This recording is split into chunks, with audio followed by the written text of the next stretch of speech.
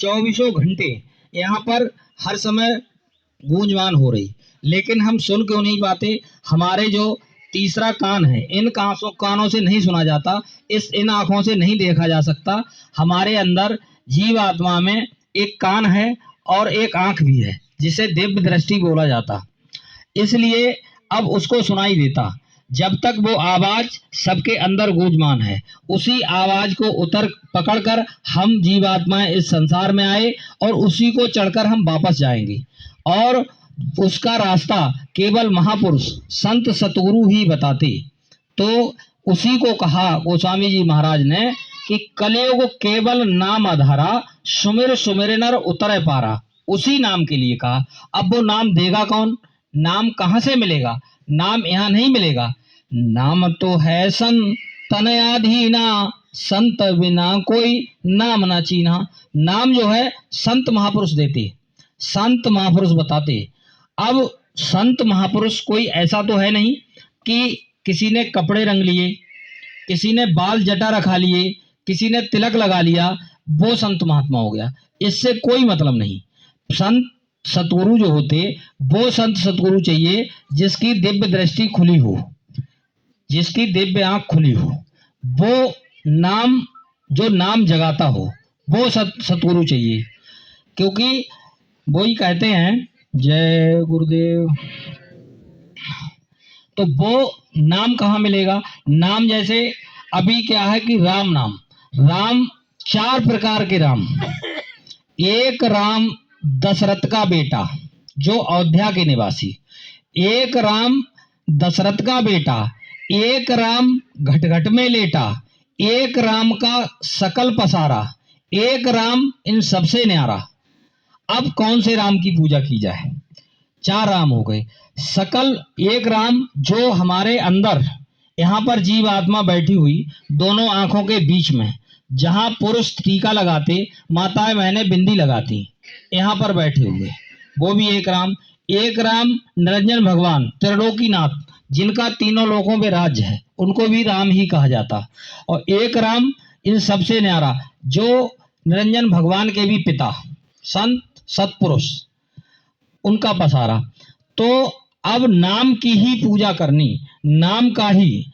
अब नाम तो संतों से मिलेगा, संत सतगुरु जो आता जाता हो। ऐसा नहीं कि ये किसी ने कपड़े रंग लिए या बाल रखा लिए या तिलक लगा लिया, वो वाले कैसे होते हैं? उन्हें कहा जाता है अंधा गुरु और बहरा चेला, होए नरक में ठेलम ठेला। क्योंकि अंधा गुरु जिसकी दिव्य दृष्टि नहीं खुली हुई, और बहरा चेला कौन सा होता है? जो समझ ही ना पाए। तो ऐसे गुरु का क्या होता है? गुरु नानक देव जी जा रहे, अब एक अजगर सांप पड़ा हुआ। अब अजगर सांप को चींटियां खा रही थी। अजगर सांप बड़ा होता है। तो उनके एक शिष्य थे मर्दाना। तो मर्दाना ने कहा गुरुजी मुस्कुराए। तो मर्दाना ने कहा गुरुजी क्यों मुस्कुरा रहे? बोले ये सर्प देख रहे हो? बोले हाँ गुरुजी देख रहे हैं। ये आपको पता है ये कौन है? तो उन्होंने कहा हम अंधे आदमी, हमको क्या पता। अंधे के मतलब दिव्य दृष्टि खुली हुई नहीं, तो हमको क्या पता। तो उन्होंने कहा ये जो हैं ये गुरुजी हैं, अजगर सांप गुरुजी हैं। इन्होंने अपने चेला जो थे, इनको शिष्य थे, इनको धोखा दिया, इनसे सेवा लिया और इनका खा लिया।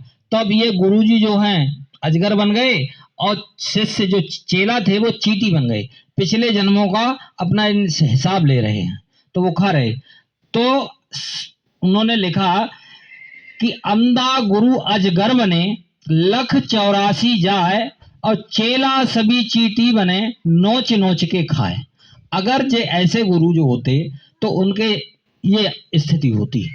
अब जैसे अपने यहाँ गांव में चाहे तो भागवत हो, चाहे डस्टाउन हो, चाहे शादी हो, कुछ भी हो, पंडित जी महाराज आते, सबसे पहले एक ही श्लोक सुनाते कि गुरु ब्रह्मा गुरु विष्णु गुरुदेवो महेश्वरा, गुरु साक्षात पार ब्रह्म तस्मै श्री गुरुवे नमः।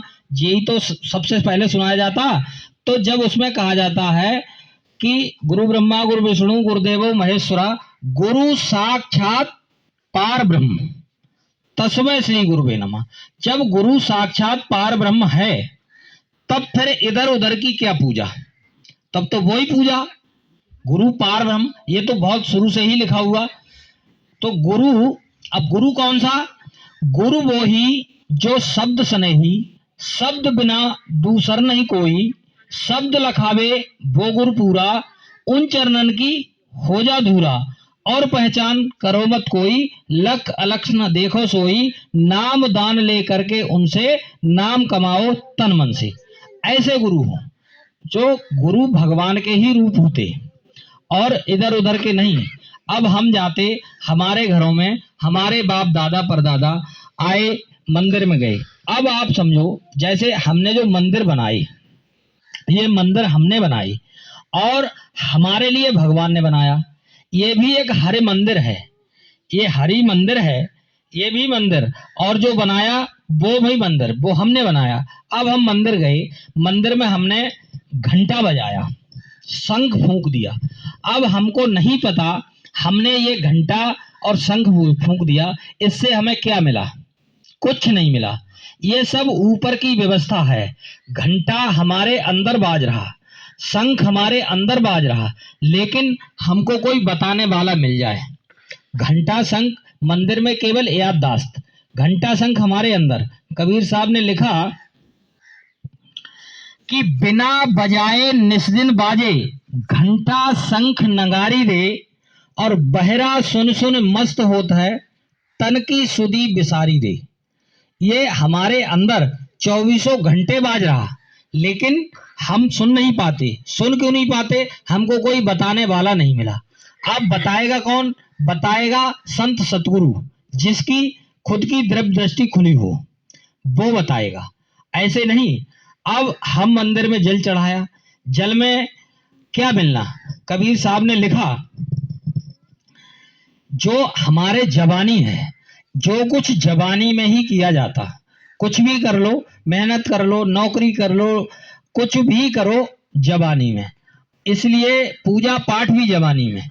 तो उसमें लिखा कि कर ले निज काज जवानी में, इस 2 दिन की जिंदगानी में, मेहमान जवानी जाती है, फिर लौट कभी नहीं आती है।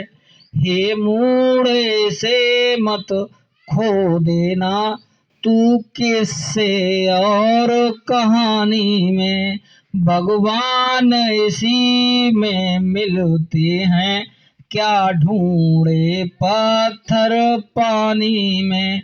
तू इससे खोज गुरु की कर, मिल जाए तो न किसी से डर, गुरु ही सब कुछ के दाता हैं, सुन ले क्या कहते बानी में। तो ये शरीर जो है जवानी में, अब किसी बूढ़े आदमी से कहा जाए आप भजन करो, वो कैसे कर पाएंगे? नहीं कर पाएंगे, शरीर थक जाता, बीमारी लग जाती, ज्यादा देर नहीं बैठ मिलता। तो अब जब अभी होश आ जाए, अभी रास्ता मिल जाए, अरे भाई कुछ मांगा नहीं जाता, कोई घर छुड़ाया नहीं जाता, कुछ भी नहीं, अपना पूरा दिन काम करो, सुबह शाम घंटा आध घंटा जो भी समय मिल जाए, और नहाने धोने की भी कोई बात नहीं, नहा दो बाद में लो, अपने अकेले चले गए कमरे कोठरी झोपड़ी में आराम से बैठ कर लो, उससे हमारा लोक परलोक दोनों बन जाते। अब हम घमंड में रहते, हम तो इतने बड़े विद्वान, हम क्यों मथुरा जाएं? हमारा क्या काम वहां जाने का? हम बहुत पढ़े लिखे हैं, हम बहुत पैसे वाले हैं, हम बहुत ताकतवर हैं, ये चीजें हैं। लेकिन एक इनकी जो विद्या, जो विद्वानों की विद्या है, जहां ये समाप्त होती और संतों की विद्या वहां से शुरू होती। ऐसे ही